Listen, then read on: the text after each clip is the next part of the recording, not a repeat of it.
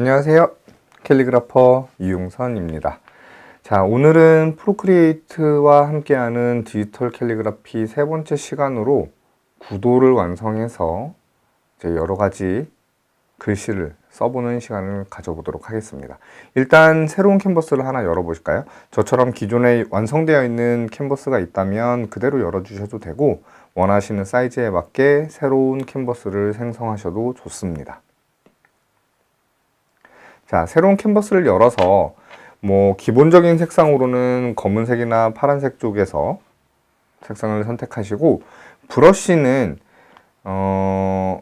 이왕이면 좀 글씨를 쓰기에 어울리는 브러쉬 중에서 하나를 선택을 한번 해보실게요. 네, 적당히 굵기도 잘 나오고 적당히 속도감이 잘 어울리는 글씨를 하나 써서 그 브러쉬를 선택을 하셔서 어떤 글씨든지 어떤 내용이든지 가볍게 한번 써보도록 할까요? 자, 간단하게 아무 내용이나 한번 써볼게요.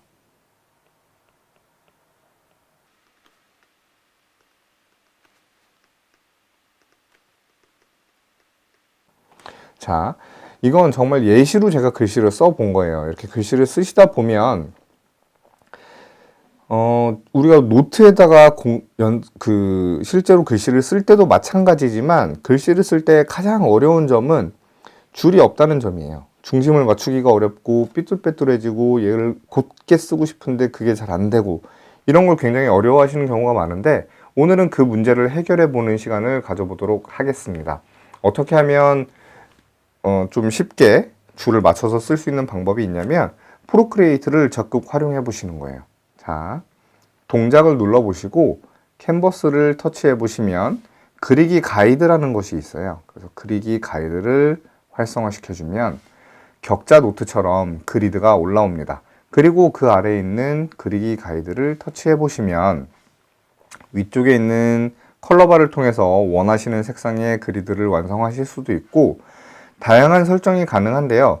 오늘은 일단 글씨를 쓰기 위한 거니까 2D 격자를 가지고 한번 저희가 활용을 해볼 텐데, 격자 크기를 바꿔볼 수가 있어요. 우리가 1mm짜리, 1cm짜리 이렇게 얘기를 하잖아요. 그래서 한 칸에 5mm짜리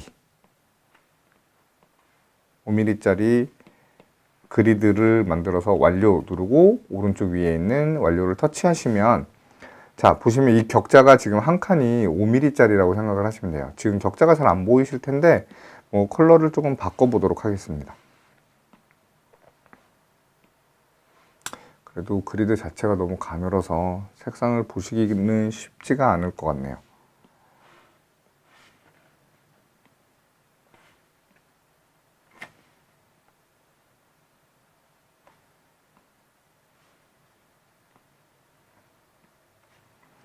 자, 이렇게 하면 보이시죠? 네. 굵기라든가 불투명도를 조정하시면 좀 더 그리드를 확인하시기 쉽습니다. 자, 이 상태에서 글씨를 써보시면 내가 지금 글씨를 어느 위치에다 어떻게 쓰고 있는지 확인하면서 글씨를 쓸 수가 있으니까, 그리고 내가 지금 앞에 글자와 뒤에 글자에 얼마큼 떨어져 있는지도 확인할 수가 있으니까 잘 보면서 쓰실 수가 있겠죠. 자, 그리고 또 다른 기능을 사용을 해 볼 텐데, 지금 다음 레이어에다 써볼게요. 지금 레이어를 저는 하나는 추가를 시켜놨고, 앞에 레이어에 쓴 글씨를 지우기가 아깝다면 뒤쪽에 있는 체크박스를 해제해서 단순히 그냥 안보임 처리해 두시면 나중에라도 불러올 수 있으니까요. 이렇게 활용하시면 되겠습니다. 자, 그리드가 있는 상태에서 문장을 이제 다시 한번 써볼게요. 어떤 문장이든지 괜찮겠지만 그래도 힘을 내는 문장을 한번 써보도록 하겠습니다.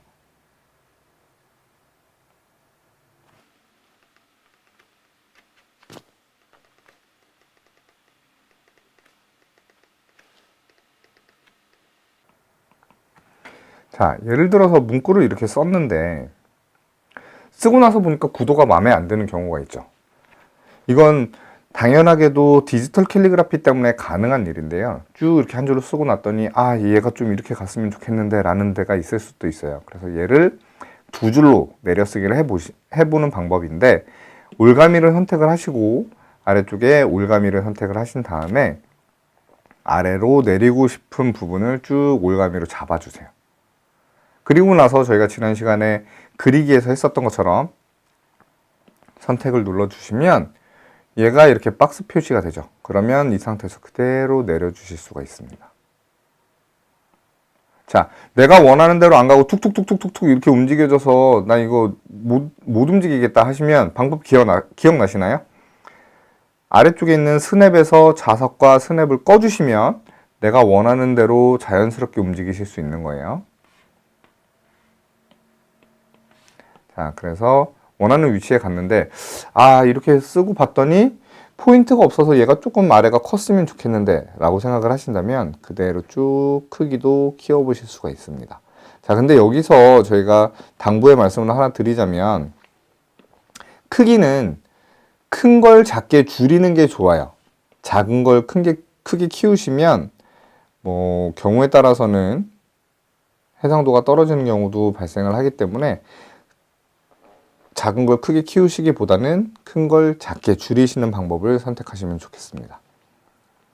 자, 이렇게 해서 쭉 해놓고 봤더니 뭐 글씨 어딘가에 좀 포인트도 있었으면 좋겠다 라고 하시면 그대로 그냥 다시 추가해서 옆에 입력을 하시면 되겠죠.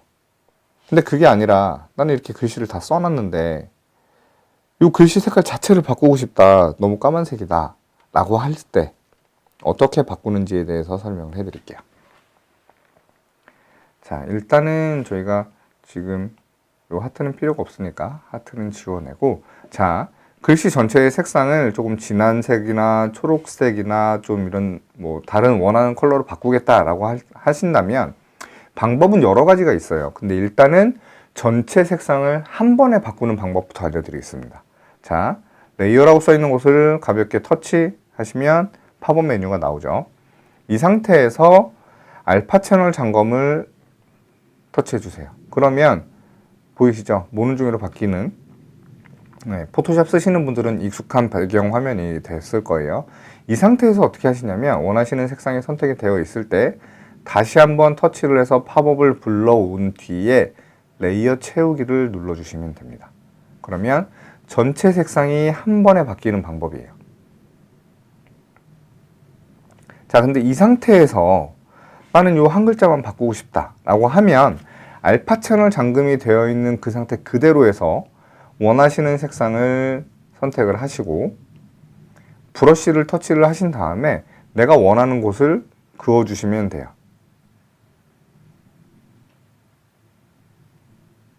지금 알파 채널이 설정이 되어 있는, 잠금이 되어 있는 상태이기 때문에 지금 뭐 다른 곳을 긋는다고 해도 그어지지 않습니다. 지금 작업을 해 두었던 이 위에서만 적용이 되는 거기 때문에 그대로 활용해 보시면 될 것 같아요. 자, 그러면 만약에 이 주위에 옆에다가 다시 아까처럼 빨간색 하트를 넣고 싶다면 어떻게 해야 될까요? 지금은 안 그어지죠. 그러니까 당연히 다시 알파 채널 잠금을 해제해 주셔야 됩니다. 그렇게 하고 나면 다시 그어지죠. 자, 이렇게 해서 확인을 하시다 보면 뭐가 문제가 되는 경우가 있냐면 그리드 때문에 잘 안 보이는 경우가 있어요. 그럼 중간중간에 그리드를 꺼서 그리드 가이드를 해제해서 어떻게 쓰여졌는지를 확인하시면서 활용해 보시면 될 것 같습니다. 자, 구도를 바꾸고 색상을 바꾸고 뭐 두 줄로 내려쓰기도 만들어 보고 이렇게 하셨는데 이렇게만 끝나면 너무 아쉬우니까 이왕이면 사진 위에다가 한번 올려보는 것도 지금부터 한번 해보겠습니다.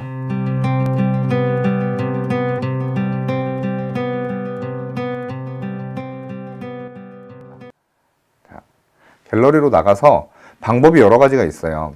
일단은 사진을 눌러서 바로 원하는 사진을 선택하시는 방법이 있고, 또 하나는 가져오기를 눌러서 다운로드 되어 있는 이미지, 얘는 어디냐면 가져오기는 보통 기본 세팅이 아이클라우드에 다운로드 폴더로 연결이 되어 있을 거예요. 만약에 이렇게 안 보인다면 왼쪽 위에 있는 이 박스를 터치해 보시면 뭐 원하시는 폴더로 이동이 가능하니까 저장되어 있는 폴더를 찾으셔서 거기에 글씨를 합성해 보시면 되겠습니다. 저도 여기서 하나 골라서 한번 해보면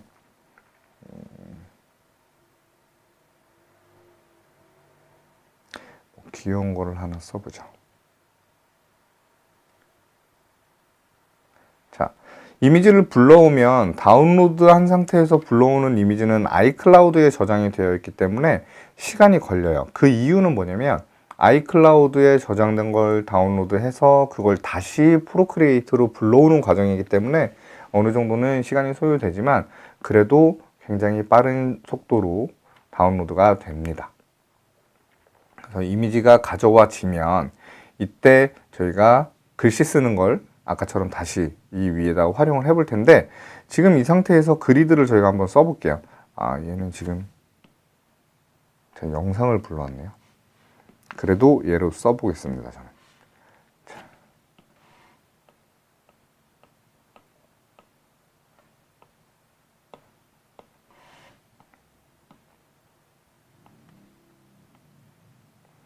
자, 새로운 레이어를 추가를 하셔서 쓰시는 게 좋고요. 레이어를 추가하신 뒤에는 이제 저희가 아까부터 줄 맞춰서 쓰기로 했으니까 그리드를 하나 깔아 두시는 게 좋겠죠.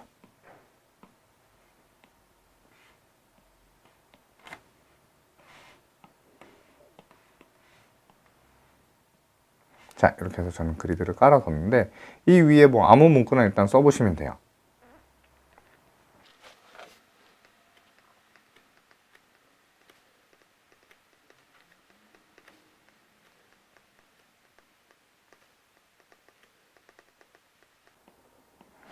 자, 문구를 아무거나 가볍게 하나 써보시고 이제 위치를 잡아보시면 될 것 같아요. 위치는 아까 알려드린 것처럼 이동 툴을 이용해서 쭉 움직여 보시는데 움직이다 보니까 나는 두 줄로 쓰기는 했지만 바나나를 기준으로 양쪽으로 옮기고 싶다라고 하시면 아까 알려드린 것처럼 올가미로 옮길 문구 부분 선택하고 다시 이동 누르시고 그대로 옆으로 움직여 주시면 되겠죠. 그리드가 있으니까 앞쪽 칸이랑 뒤쪽 칸을 확인을 해보시고 그 가운데로 적당하게 넣어주시면 될 것 같아요. 다 들어간 뒤에는 그리드 끄시고 확인해 보시면 되겠죠. 이렇게. 자, 글씨 위에다 넣는 거는 그렇게 어렵지는 않아요. 근데 이제 저희가 만약에 여기서 글씨에 그림자도 좀 넣어주고 싶다라고 하시면 방법이 뭐냐면 방금 쓴 글씨 레이어를 그대로 복제해 주세요. 그리고 나서 아래쪽에 있는 레이어를 저희 그림 그릴 때 썼었던 가우시안 흐림 효과를 터치, 레이어를 터치 해서 쭉 해주면 이렇게 뿌옇게 나오죠.